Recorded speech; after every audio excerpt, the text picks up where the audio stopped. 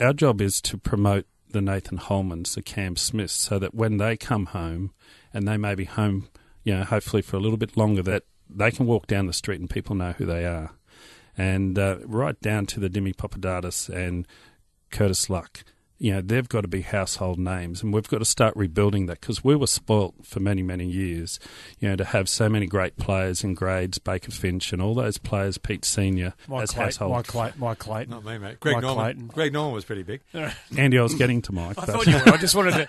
In fact, it's a really interesting point you raised, Gavin, because we were touching on this earlier. Wimbledon's on at the moment, and we focus on the other great individual sport that Australia's got such a proud history in, being tennis, of course, and how poorly represented the nation is by a couple of the frontliners in that sport, particularly in the men's side of the draw.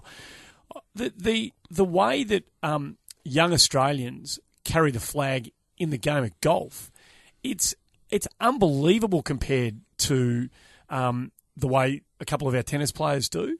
We've got young guys who are winning, major amateur championships. They've won on the PGA Tour, Cam Smith.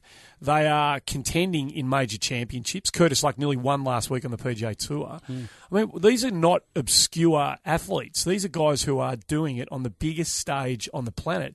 And yet, if you ask most average Australian sports fans, this is not a criticism, just an observation, point to me Cam Smith or point to me Nick Kyrgios, or have you heard that?